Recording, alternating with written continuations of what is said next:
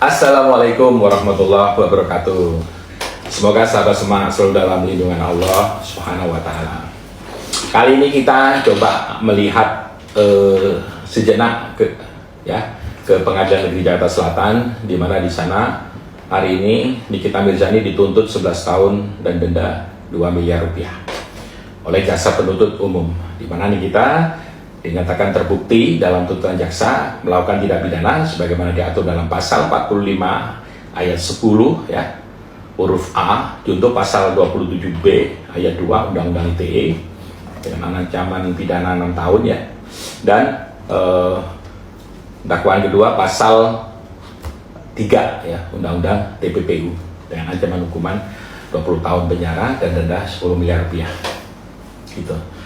Nah, kalau kita melihat tuntutan jaksa penuntut umum ini sebenarnya masih di bawah ancaman maksimal di dalam undang-undang sebagaimana tadi saya sebutkan pasal 3 Undang-Undang TPP itu 20 tahun penjara.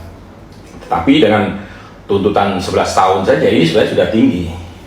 Tetapi jaksa juga kalau kita lihat ketika menuntut 11 tahun ini ada hal-hal yang memberatkan. Kalau nggak salah itu ada 8 hal yang memberatkan.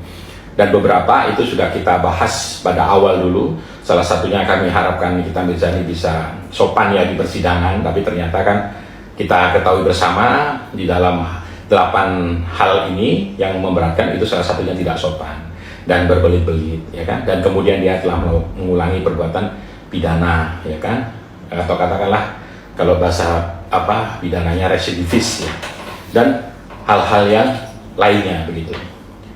Di mana hal-hal ini 8 hal yang memberatkan ini kalau menurut saya ini bisa diakomodir oleh majelis hakim dan harus benar-benar diperhatikan.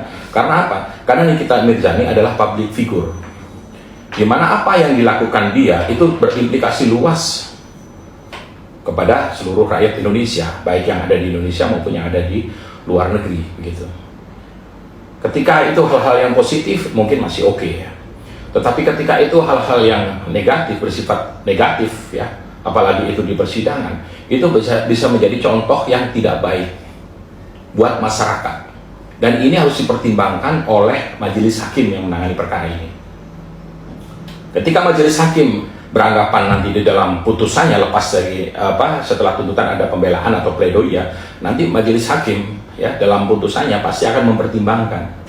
Ketika dalam pertimbangannya itu Nikita Mirzani terbukti melakukan tindak pidana sebagaimana dalam dakwaan atau di dalam tuntutan ini karena di dalam tuntutan ini untuk 369 KUHP-nya tidak dibuktikan karena itu kan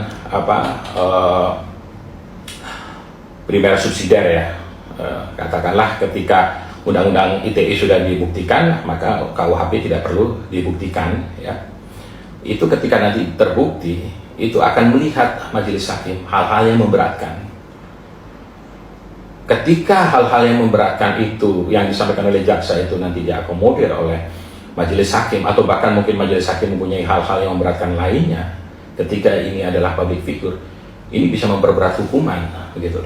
Apalagi hukuman untuk pasal yang dituntutkan atau didakwakan kepada Nikita Mirzani ini maksimalnya itu luar biasa 20 tahun.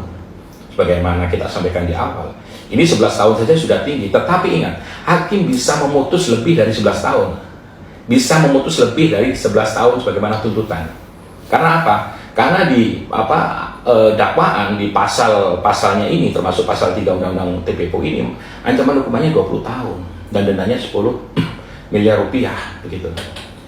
Jadi Nikita Mirzani tidak bisa berleha-leha dalam hal ini dan ketawa-ketawa segala macam Tunjukkanlah kalau kamu itu menghormati persidangan mengikuti persidangan dengan baik dan menghormati majelis hakim juga. Katakanlah kalau memang berseberangan dengan penuntut umum itu hal yang biasa, tapi kepada majelis hakim kita harus hormat menghormati majelis hakim, menghormati seluruh rakyat Indonesia yang melihat saudara dan bukan menjadi tontonan begitu.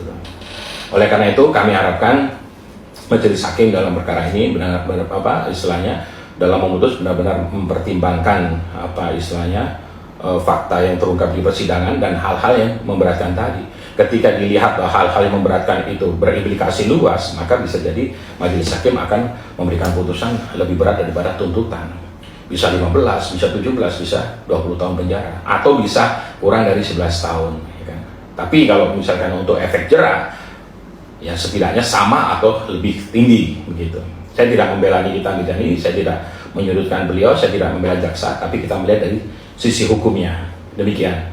Semoga dalam perkara ini bisa menjadi pelajaran berharga bagi kita semua, dan hal-hal yang baik kita bisa tiru, kita bisa contoh. Tapi hal-hal yang tidak baik, ya, yang disiarkan secara langsung atau disiarkan di media massa, hal yang tidak baik di persidangan, itu perlu kita jauhi begitu. Demikian, semoga bermanfaat. Wassalamualaikum warahmatullahi wabarakatuh.